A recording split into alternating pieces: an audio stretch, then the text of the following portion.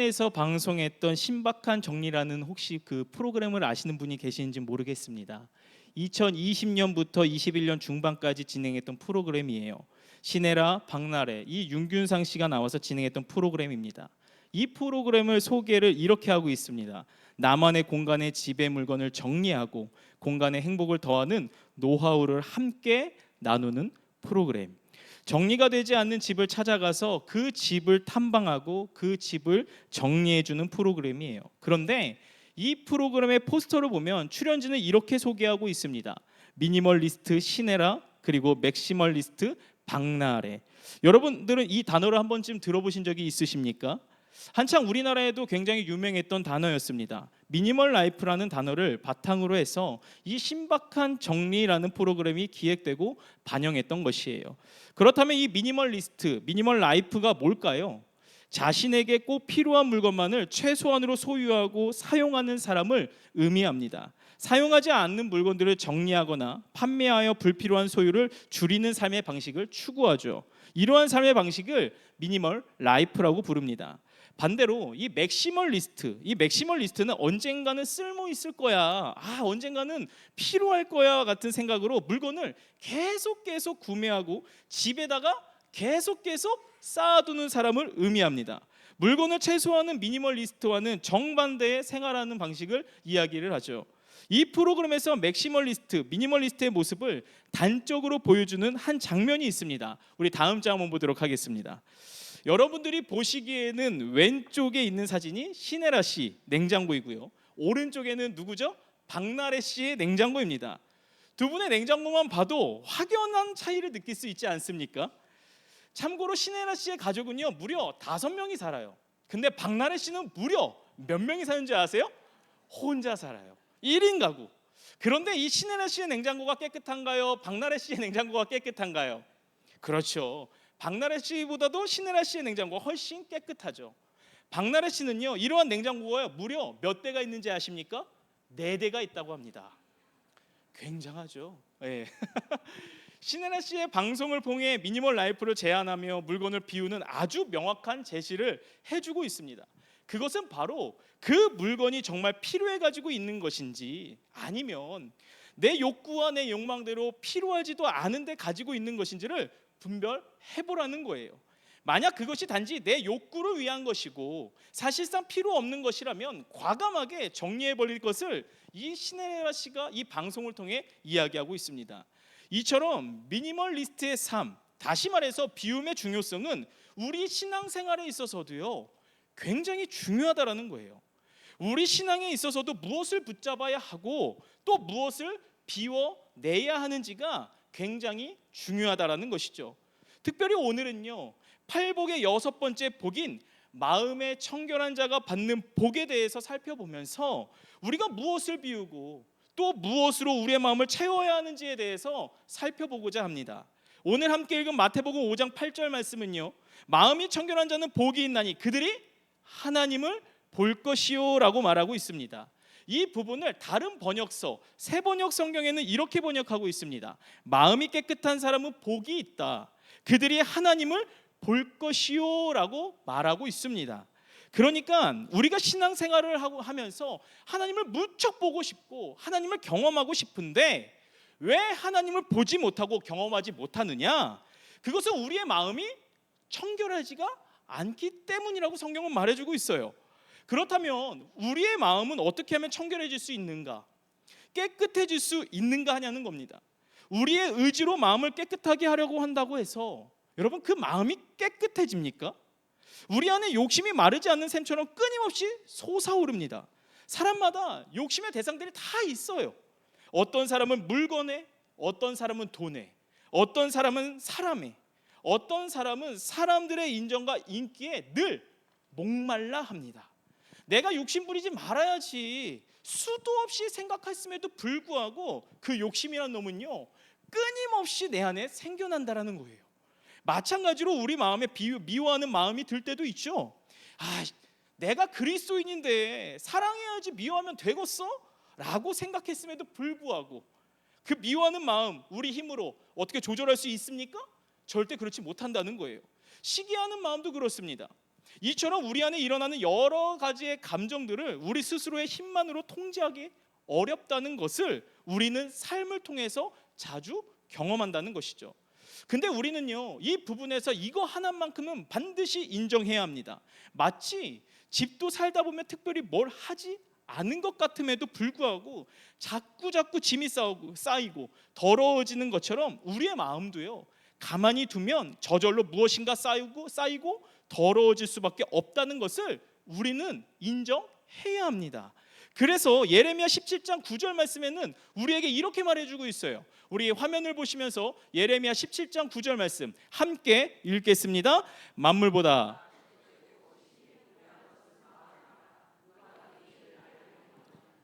무슨 말입니까? 우리의 마음이 가만히 놔두면 거짓되고 심히 부패해진다는 것이에요. 여러분, 가만히 놔두면요, 우리의 마음에는요, 나쁜 감정들, 좋지 않는 것들이 계속 쌓이고 썩어가고 냄새 날 수밖에 없다라는 것입니다. 실제로 뉴스를 접할 때마다 우리는 이를 분명히 알 수 있지 않습니까? 특히 흉악범죄자들의 수법은요, 날이 갈수록 더 교묘해지고 더 악해지고 잔인해지는 것 같습니다. 이런 뉴스를 볼 때마다 우리는 이런 생각을 하죠. 아니, 어떻게 사람이 저럴 수 있을까? 아니, 서로 속이고 죽이고, 아니 그렇게 상처를 입히고 정말 심각하다. 그리고 그로 인해 아파하는 피해자들이 헤아릴 수 없이 많다는 거예요. 이 시대를 한마디로 정의하자면 저는 이렇게 정의하고 싶습니다. 하나님을 마음에 두기 싫어하는 세대, 그 속에 점점 부패하는 것이 현재 이 시대의 모습이 아닐까라는 생각이 듭니다. 예수님께서도요, 마태복음 15장 18절에서 20절까지의 말씀에 이 마음에 대해서 이렇게 말씀하셨어요. 저 한 절, 여러분들 한 절 읽겠습니다. 입에서 나오는 것들은 마음에서 나오나니 이것이야말로 사람을 더럽게 하느니라.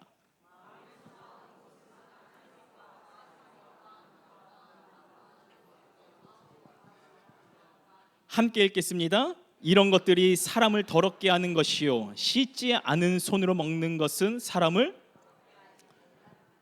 여러분, 우리가 깨끗하다 하면 무엇부터 생각하십니까? 대개는 자주 세수하고 손과 발을 자주 씻고 샤워하면 깨끗하다라고 생각합니다. 그래서 씻는 것, 그리고 깨끗한 옷을 입는 것, 주로 우리의 삶 속에서 늘 집중하고 살아가죠. 오늘 안 씻고 오신 분들 계신가요? 혹시 나 오늘 양치 안 했다 하는 분, 네, 드신 줄 알았습니다. 아무도 없을 거라 생각합니다. 그런 만큼 우리는 깨끗한 거를 좋아하고 선호하고 집중하죠. 하지만 예수님께서는요, 오늘 이 마태복음 15장에서 분명하게 얘기합니다. 깨끗한 것은 그게 아니라는 것이에요.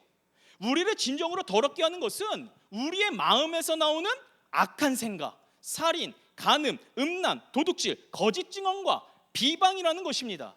이런 것들을 통해 우리가 더러워진다는 것이에요. 그래서 우리는요, 우리의 마음을 깨끗하게 해야 하는데 문제가 무엇입니까?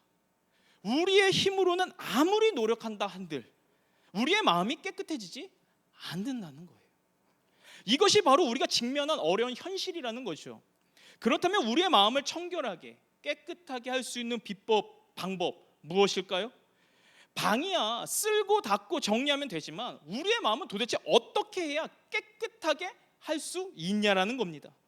이 마음을 깨끗하게 한다는 것은 단순히요, 무엇을 버리느냐가 문제가 아니라 무엇으로 채우느냐의 문제라는 것이에요. 예를 한번 들어볼까요? 여기에 물 마시는 컵이 있습니다. 이 컵을 깨끗하게 하려면 어떻게 해야 될까요? 당연히 씻고 닦아야겠죠. 잘 닦으면 묻어있는 이물질들이 다 제거할 수 있습니다. 그런데 여기에 한 가지 문제가 있어요. 이 컵을 아무리 깨끗하게 닦아도 만약 공기 중에 불순물이나 미세먼지 같은 더러운 것들이 있다면 어떻게 되겠습니까? 이 컵은 결코 완벽하게 깨끗할 수가 없다는 거예요. 계속해서 더러운 먼지들이 그 속에 쌓인다라는 거죠.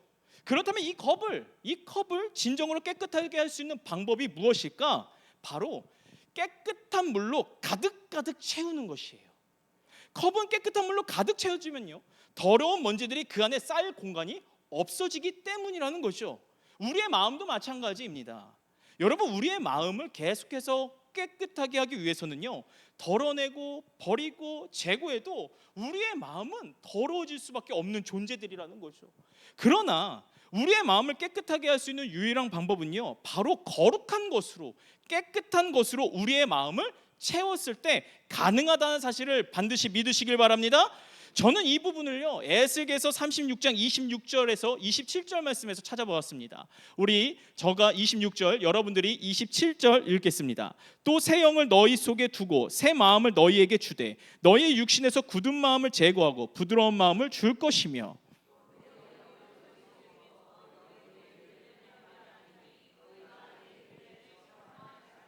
뭐라고 얘기합니까? 새 영을 너에게 주겠다라고 얘기합니다. 새 마음에 너에게 준다. 그때 굳은 마음을 제해주고 부드러운 마음이 너에게 반드시 생겨난다라는 것이에요. 그러면 너희가 하나님의 말씀을 살아가게 될 것이다, 거룩하게 살아가게 될 것이다라고 에스겔서를 통해서 하나님은 분명하게 우리에게 말씀해주고 계시다는 거죠. 만약에 우리가 우리 안에 깨끗하게 만들었다고 가정 한번 해봅시다. 그런데 이 깨끗해진 공간을 거룩한 것으로 채워지지 않으면 어떤 일이 일어나는지 아십니까? 마태복음 12장에 나오는 예수님의 비유를 통해 이를 알 수 있습니다. 예수님께서 악한 영의 역사와 인간의 마음의 중요성에 대해 가르친 비유예요. 근데 그 비유의 내용이 뭔지 보니까 귀신 들린 사람이 있어요. 그래서 예수님께서 귀신을 쫓아내주셨습니다. 깨끗해졌어요. 그런데 문제가 뭐냐? 그 마음에 어떤 것으로 채우지 않으니까 나갔던 귀신이 그 비어있는 깨끗한 곳을 보고 더 악한 7 귀신을 다시 데리고 와 들어왔다라는 것을 성경을 통해서 분명히 우리에게 알려주고 있다는 것이죠. 그래서 여러분, 우리의 마음을 깨끗하게 하는 이 방법은요, 단순히 불필요한 것을 버리고 제거하는 것만으로도 부족하다라는 거예요. 우리 안에 예수로 채우는 것이에요. 우리 안에 예수님의 사랑으로 가득가득 채우는 것, 예수의 영으로 충만해지는 것, 그것이야말로 우리의 인생을 진정하게 깨끗하게 만들 수 있는 비결이라는 것을 반드시 깨달으시길 바랍니다. 그래서 오늘 본문에 마음이 청결한 자는 복이 있나니, 여기서 사용한 이 청결함이라는 단어요, 헬라어로 카타로스라는 단어를 사용합니다. 이 카타로스는요, 정결한, 깨끗함이라는 뜻을 가지고 있습니다. NIV의 영어 성경으로 보면요, 클린이라는 단어를 사용하지 않습니다. 퓨어라는 단어로 번역되어 있어요. 클린은요, 우리가 무언가 씻거나 닦는, 다시 말해서 행위를 통해 얻어지는 깨끗함을 의미하죠. 하지만 퓨어는요, 그 자체로 섞임없는 순수한 상태를 의미한다는 것입니다. 그럼 어떻게 순수해질 수 있습니까? 답을 미리 말씀드리자면 하나님으로 우리 안에 가득 채우면 가능하다라는 거예요. 그런데 이 헬라어 원어 카다로스, 이 단어를 보면요, 다른 뜻도 또 담겨져 있습니다. 더러운 욕망과 섞이지 않는 것. 무슨 뜻이라고요? 더러운 욕망과 섞이지 않는 것. 마치 불순물에 섞이지 않는 100%의 순금 같은 상태를 의미한다는 거죠. 여러분, 그 순도 100%는 될 수 없지만 99.9999999%의 순금을 만들기 위해서는 어떻게 해야겠습니까? 열을 가해서 이 불순물을 다 제거하는 작업을 거쳐야 되죠. 근데 오늘 본문에서 마음이 청결한 자는 복이 있다는 것은 우리의 마음도 똑같다라는 거예요. 우리의 마음이 청결하다, 이 카다로스, 피오한 상태가 되기 위해서 어떻게 해야 된다는 것입니까? 내 마음에 있는 불순물들을 다 제거해야 되는 겁니다. 그래서 마음이 청결한 자는 어떤 사람을 의미하냐? 내 안에 예수님으로 가득 채운 인생, 온전히 예수님만 붙든 인생을 의미한다는 것입니다. 한마디로 말하자면 일편단심 예수님인 인생, 예수 그리스도만을 바라보는 인생을 오늘 본문에서는 마음이 청결한 자다라고 말해주고 있습니다. 실제로 예수님 당시 이 팔복의 말씀을 가르치실 때 예수님께 몰려들었던 사람들의 특징들을 보면요, 모두 다 힘겹게 살아가는 사람들이었어요. 병들고 귀신 들리고 가난하며 당장 하나의 끼니를 해결하기 위해 고군분투하는 이들이었다는 거죠. 그들은 예수님께 소망을 두고 기대를 가지고 찾아갔습니다. 반대로 호의호식하며 자기 삶을 넉넉하게 꾸밀 수 있는 사람들은요, 굳이 예수님께 나오지 않았다는 거예요. 내 인생의 유일한 소망 되시는 예수님을 만나기 위해서 그 자리까지 나와야 했던 사람들, 그런데 그 사람들은요, 윤리적으로 종교적으로 거룩한 사람들은 아니었습니다.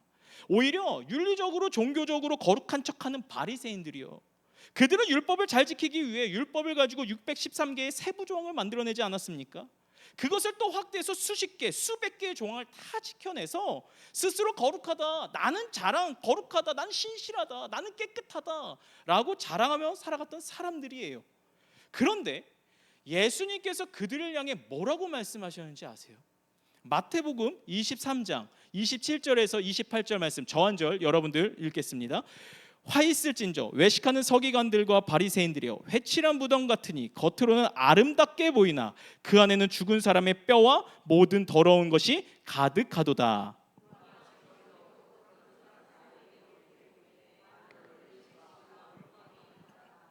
예수님께서 뭐라고 말씀하십니까? 그들을 외식하는 자라고 말하고 있습니다. 심지어 그들을 회칠한 무덤 같은 자들이다라고 이야기하고 있죠. 왜 그렇습니까? 겉으로는 번지를 할지 모르지만 그들의 마음은 아니었기 때문에 그렇습니다. 하지만 여러분, 예수님을 만나기 위해 산에 올라와서 그 팔복의 말씀을 들었던 그 무리들이요, 그들을 향해 예수님이 뭐라고 말씀하십니까? 야야야, 너희가 살아가기 정말 힘들고 매일매일마다 고생하고 있지. 땀 흘리며 수고하며 고군분투하며 깡 따고 부리며 소리 지르며 겨우겨우 살아가고 있는 것이 너희들의 인생 아니야? 그런데 반드시 기억해, 그래도 너희들에게는 예수가 소망이지 않니? 너희들에게 소망은 예수만이 있지 않니? 예수가 전부지 않니? 그 마음을 청결한 자, 복이 있어. 너희들은 복된 인생이야 라고 예수님께서는 이야기하고 있다는 것이에요.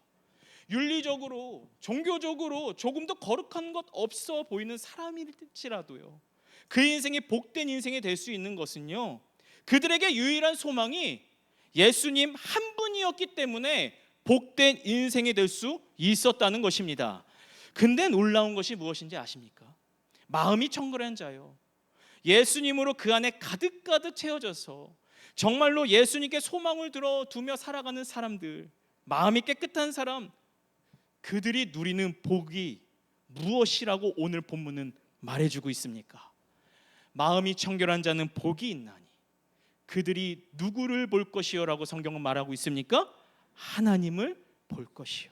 그런데 여기서 그들이라고 하는 이 단어요, 3인칭 복수로 쓰여졌습니다. 그들이에요. 무슨 말이냐? 마음이 청결한 자는 복이 있나니 너는 하나님을 볼 것이요가 아니라 누가 하나님을 본다라고 성경은 얘기해요?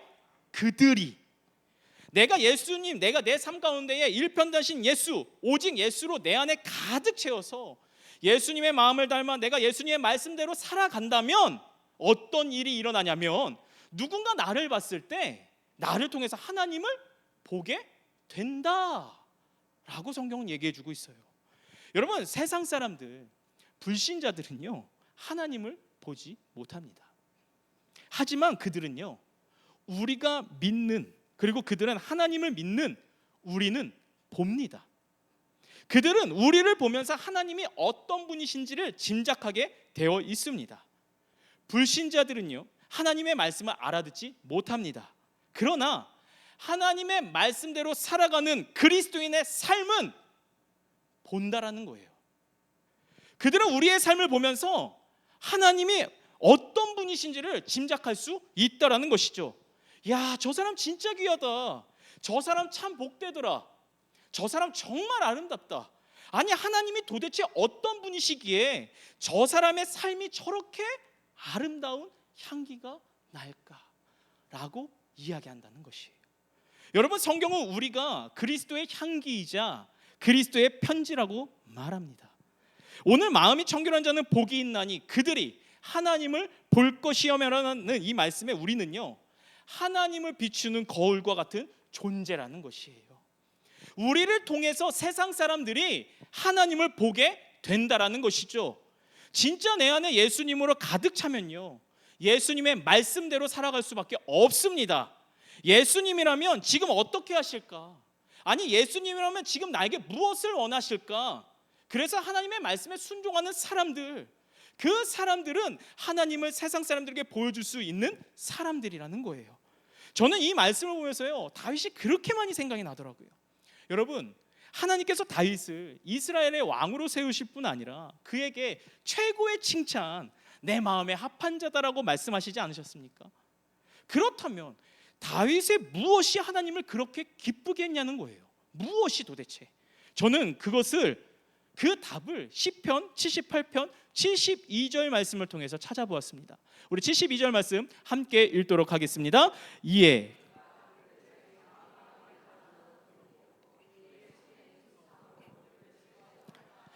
여러분, 하나님께서 들판에서 양을 치던 다윗을 이스라엘의 왕으로 선택하신 이유를 그를 향하여 내 마음에 합한 자다라고 하는 이유요, 내 마음에, 자기 마음의 완전함 때문이었다는 거예요. 이 완전함을요, 개역 한글 전 성경으로 보면 정직함, 성실함이라는 뜻을 갖고 있어요. 히브리어로는요, 톰이라는 단어를 사용하고 있습니다. 이 톰이라는 단어를 히브리어 사전에서 좀 더 찾아보니까 근면, 성실, 정직, 청렴, 순결, 이 5가지의 뜻을 담고 있어요. 그런데 저를 가르쳐 주신 이 교수님께서, 구역학 교수님께서 랍비들에게 이 단어에 대해 물어보았다고 합니다. 너희들은 도대체 이 톰이라는 단어, 이 완전함이라는 단어를 언제 쓰냐? 라고 물어봤는데, 그때 이 랍비들이, 유대인들이 이렇게 대답했대요. 많은 사람의 앞에서의 모습과 골방에 혼자 있을 때의 모습이 같은 사람에게 이 단어를 쓴다는 거예요. 이 톰, 완전함이라는 단어를 쓴다는 거예요. 예를 들어 이 말씀을 저에게 적용하면 이런 거죠. 설교할 때의 모습과 혼자 골방에 있을 때의 모습이 같으면 이 톰이라는 단어를 사용한다는 거예요. 또한 교회 학교 교사들에게 이야기하자면 주일에 아이들을 가르칠 때의 모습과 그 다음날 직장에서 나보다 아랫사람을 대할 때 모습이 같은 사람일 때 이 톰이라는 단어, 완전함이라는 단어를 사용한다는 것입니다. 이것을 다윗에게 적용해 볼까요? 다윗에게 적용한다면 이런 거예요. 자기의 양을 칠 때와 다른 사람의 양을 칠 때의 모습이 똑같았을 때 톰이라는 단어를 사용한다는 것입니다. 성경은 말합니다. 다윗은요, 양을 치던 사람이에요. 근데 다윗이 치던 양이 몇 마리인지 모르겠지만 대부분의 학자들이 이 당시에 다윗의 나이가 청소년 나이 때라고 짐작했습니다. 추측했어요. 그러면 우리가 추측해 볼 수 있죠. 이 어린 나이에 다윗이 몇 마리의 양을, 자기 양을 소유하고 있을지 모르겠지만 적어도 아버지와 형들, 어쩌면 이웃 사람들의 양을 거의 관리하면서 쳤을 거라는 거예요. 자신의 양이 아니었습니다. 근데 양을 돌볼 때 항상 어떻습니까? 늑대들이 우글우글거리지 않습니까? 곰들이 덤벼요. 근데 생각해 보세요. 내 양이 아닙니다. 사냥은 짐승들이 나타나요. 그럼 어떻게 하는 게 정상입니까? 당연히 도망가야죠. 도망가는 게 정상 아닙니까? 그러나 다윗은 도망가지 않았다라는 거예요. 많은 사람들 보든 안 보든, 주인이 보든 안 보든 그는 자신의 양인 것 마냥 양을 돌보고 지켰다라는 것이죠. 하나님이 다윗을 선택하는 이유가 이것이었습니다. 교회에서의 모습과 내 삶의 모습이 똑같았을 때 하나님께서는 내 마음에 확한 자다라고 얘기했다는 거예요. 그렇다면 어떤 면이 똑같았을까요? 그것은요, 하나님을 향한 신실함과 진실함이 늘 같았다라는 것입니다. 내가 어디에 있든 하나님을 향한 마음이 늘 똑같았다는 거예요. 그러나 다윗의 마음에, 그러다 보니까 다윗의 마음에 무엇으로 채워졌겠습니까? 하나님에 대한 마음이 늘 똑같았으니 무엇으로 가득 채워졌냐는 거예요. 당연히 하나님으로 충만하게 채워졌다라는 것이죠. 그러니 내 양을 치든 안 치든 그는요, 하나님 앞에서, 사람 앞에서 정직하고 성실하며 순결하게 살았다는 것이에요. 그 결과 하나님께서 그를 향해 내 마음에 합한 자다, 내가 너를 통해 내가 하고자 하는 일들을 다 이루겠다라고 말씀하셨다는 것입니다. 이것이 바로 오늘 이 시편 78편에 얘기한 완전함이라는 뜻이라는 거예요. 그런데 여러분, 우리의 삶도 마찬가지예요. 우리가 세상에 있든 교회에 있든 내가 어디에 있든지 간에 예수님을 향한 마음이 신실하고 진실하다면, 그리고 내 마음에 예수님으로 가득가득 채워져 있다면 세상의 어떤 유혹에도 우리는 흔들리지 않습니다. 오히려요, 세상이요, 우리 때문에 거룩하게 변화되어진다는 것이에요. 반대로 우리가 예수님으로 충만해지지 않으면요, 주님을 향한 마음이 전혀 없다면 분명하게 말씀드리지만요, 세상의 유혹에 반드시 넘어질 것입니다. 심지어 우리는 세상 사람들과 똑같은 삶을 살아갈 것이에요. 우리의 마음도 날마다 더러워지고 부패해지고 썩어진다라는 것이겠죠. 저는 오늘 이 본문 말씀을 묵상하면서 우리의 인생이 마치 온도계와 온도 조절기 같다는 생각이 들었습니다. 여러분, 온도계가 무엇입니까? 온도계는 현재의 온도를 그대로 반영해 주는 거죠. 날씨가 추우면 내려가고 날씨가 더우면 올라갑니다. 말 그대로 온도 그 자체를 나타내 주는 기계이죠. 이것을 우리 인생에 비유하자면 이런 거예요. 뭘까요? 온도계의 삶은 환경에 이끌리는 사람을 이야기합니다. 상황에 따라 왔다 갔다, 이리 갔다 저리 갔다, 온도계 같은 인생이라는 거죠. 반대로 온도 조절기는 어떻습니까? 날씨가 추우면 따뜻하게 조절할 수 있고 시원하게 조절할 수 있습니다. 즉 환경에 반대되는 상황을 만들어주는 게 온도 조절기라는 거예요. 우리 신앙인들은요, 온도계로 살아가는 인생이 아닙니다. 이 세상 가운데 온도 조절기로 살아가야 합니다. 주변에 선한 영향을 끼치며 그곳이 거짓으로 가득가득 차 있다 할지라도 그곳을 진리로 바꿀 수 있는 인생이 바로 우리 그리스도인들이라는 거예요. 서로 시기하고 미워하고 다툼과 아픔이 있는 그곳에 언제든지 예수 그리스도의 사랑을 그곳을 아름답게 변화시킬 수 있는 인생, 배고프고 굶주리고 서로 헐뜯고 고통받는 이들에게 정말 예수 그리스도의 축복을 나누어 줄 수 있는 인생이 바로 그리스도인임을 다시 한번 기억하시고 깨달으시길 바랍니다. 하나님께서 아브라함을 부를 때 뭐라고 말씀하셨어요? 내가 너로 큰 민족을 이루고 내게 복을 주어 내 이름을 창대하게 하리니 너는 복이 될지라. 무슨 말이에요? 너는 복이라는 거예요. 너가 가는 곳마다 복되게 하는 복덩이가 되는 인생이 되어야 한다고 말씀하고 계신 것이죠. 황폐한 땅, 하나님을 알지 못하고 더러워진 그 땅에 예수로 충만한 우리가 나아가서 그 땅을 복되게 만드는 사명, 그것이 바로 그리스도인들의 정체성임을 반드시 믿으시길 바랍니다. 예수님께서 마태복음 5장 13절과 16절 말씀에도 이렇게 말씀하셨습니다. 우리 먼저 13절 말씀 우리 함께 한번 한 목소리로 읽도록 하겠습니다. 너희는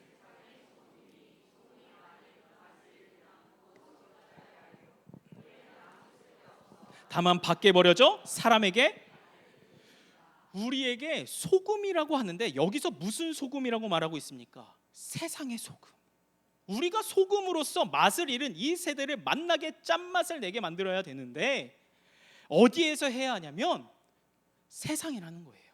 그리고 14절부터 보세요. 14절 너희는 세상의 빛이라 산 위에 있는 동네가 숨겨지지 못할 것이요. 여러분 그 가로등을 만일 하수구 밑에다가 두면 어떻겠습니까? 그 빛이 아무 소용이 없다라는 것이에요. 가로등은요 전봇대 위에 높이 달려서 어두운 곳을 지나가는 사람들에게 밝게 비춰줘야 가치가 있다는 것이죠. 근데 그 빛이 어디 있을 때 가치가 있다고 성경은 말하고 있습니까? 세상이라는 거예요.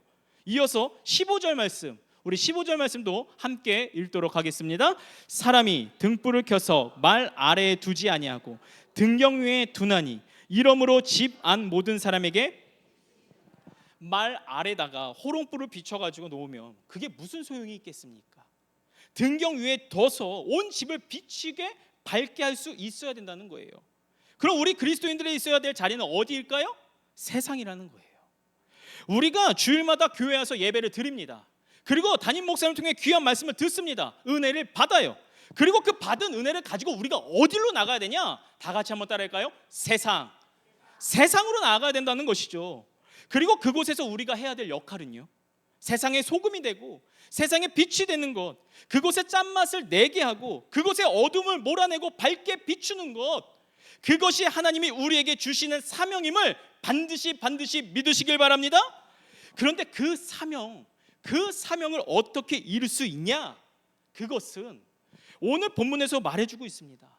마음이 청결한 자로 살 때, 다시 말씀드리자면 내 마음에, 우리 다 같이 한번 따라할까요? 내 마음에 예수님으로 채웠을 때, 아멘이십니까?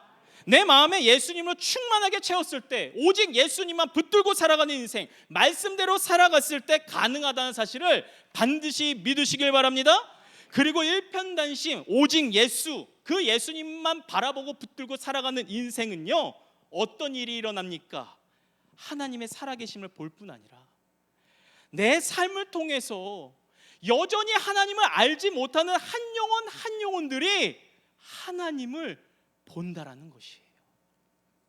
사랑하는 성도 여러분, 저와 여러분들은요, 이 땅에서 그리스도의 향기가 되어야만 합니다. 하나님의 세상 사람들에게 보내는 그리스도의 편지가 되어야만 합니다. 그러기 위해서는요, 여러분들의 마음에 세상의 헛된 것으로 채우지 마시고 오직 예수님으로 충만하게 채우시기를 축복드립니다. 그래서 정말 하나님을 비추는 거울의 삶을 여러분들의 삶의 자리에서 비춰가시길 바래요. 여러분들의 행동을 다른 누군가가 볼 때는요, 예수님의 사랑이 보이고요, 무언가를 할 때 예수님의 섬김이 보이며, 심지어 여러분들을 통해 다른 누군가가 하나님을 보는 기적을 여러분들의 매일의 삶 속에서 예수님 한 분만으로 충만하게 체험받아 내 삶 하나하나, 말 한마디 한마디가, 나의 행동 하나하나를 통해서 내가 거하는 세상 속에서 여러분들의 모습을 통해 많은 영혼들이 하나님을 보는 기적을 저와 여러분들의 삶을 통해 경험하시기를 주님의 이름으로 축복드립니다.